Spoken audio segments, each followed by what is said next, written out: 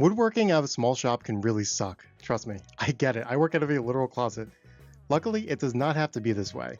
Despite the massive setups you see all over the internet and YouTube, you don't need any of that stuff. You can work on almost any project you want, even if you have limited space. Here are 3 tips that I actually use to maintain sanity while working on projects out of my small space. By the way, one of these you might already have lying around your house and you're not even using it yet.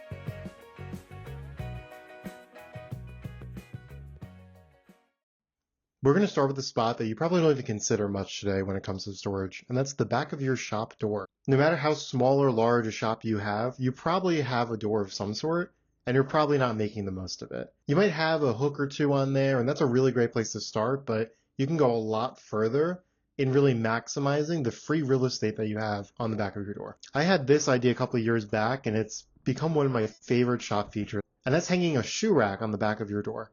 This specific one is from Gorilla brand. I bought it off Amazon a couple of years back. I think it was around 20 bucks or so, and it is amazing. This one has 24 slots for all of these small tools and accessories that would otherwise get lost in my shop or just create a mess on my shelves.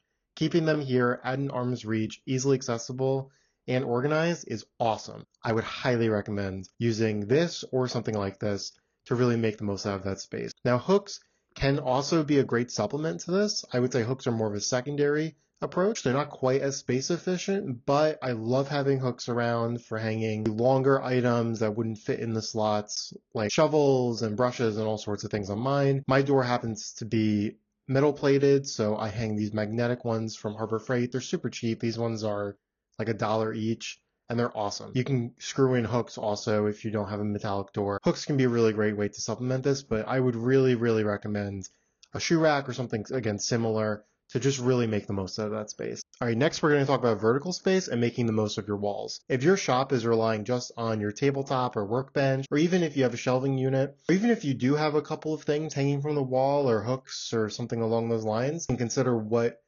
more you can do with that space. Almost every shop has 3 or 4 sides of 8-foot or taller ceilings to work with, so you have a lot more space than you think you do. It's also about storing things in the right way, especially when it comes to woodworking and storing lumber. That can go bad really easily. If you don't have a dedicated space for your project wood, it's really easy for shop wood to get dented or scratched, or much worse, develop cupping or warping or twisting of some sort, which is really difficult to get out, especially quickly, unless you have a thickness planer, which I know a lot of small shops don't. I certainly don't have a thickness planer. Here's a really cool and simple DIY lumber storage rack that I made a little while back, and I absolutely love it. It keeps it flat and straight, which is what you want going into a project. Nothing kills the joy of a woodworking project more than warped project wood. Trust me, I know. You do not want to end up like me storing project wood on my old rack, which was not exactly straight. Yeah.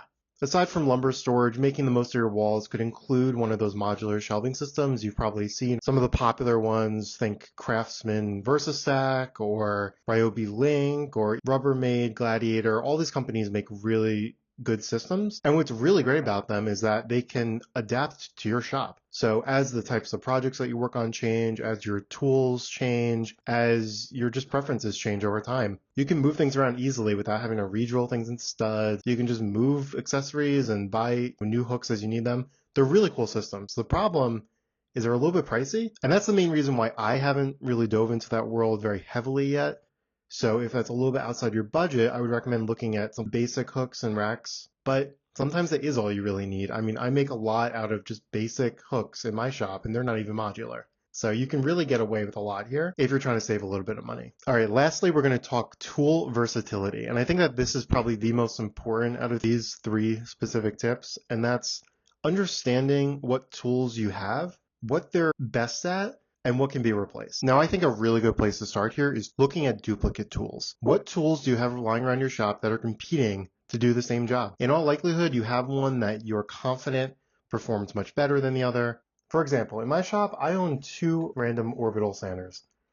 Do I really need 2 random orbital sanders? No, I don't at all. One of these from Bosch is corded, one of these from Cobalt is cordless. In my opinion, they work very similarly. The Bosch is definitely a little bit more efficient, but I really like going cordless with something like the Cobalt. So for my shop, as an example, this one this is going to get listed on Facebook Marketplace.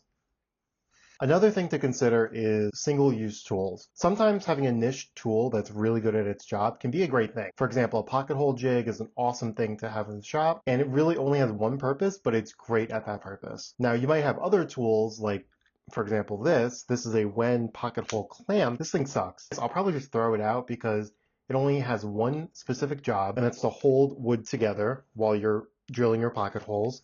But it's not even very good at it. It wiggles and wobbles like crazy. For me, I just started using a bar clamp to hold my pieces together, and it works much better than this. And a bar clamp is great for a lot of other things. So in the case of this is going away. So just like that, in just about a minute or two, I've already cleared two pretty big-ish tools out of my shop and really freed up that space for other things. Now, the other things will inevitably end up being more tools, but that's a separate problem for another video. For me, a rule of thumb that I like to live by with this sort of thing is the 6-month rule. Have you used a tool or an accessory in the past 6 months? You can probably tell pretty quickly which ones you're using frequently or not frequently. And for the ones that you're not using frequently, really think about, is this worth taking up space? And it might be especially worth getting rid of if its job function can be performed by another tool. Just like my Wen pocket hole clamp, I'm going to use bar clamps instead. I don't need the tool. I haven't used it recently. It's going to get thrown out. So there you have it, 3 tried and tested tips that I actually use in my small shop to make the most of the space. Now, I'm really curious to hear from you guys. Have you used any of these tips in the past? Is there anything that you do that maybe I could benefit from? My shop is definitely not perfect, and I'm always open to suggestions.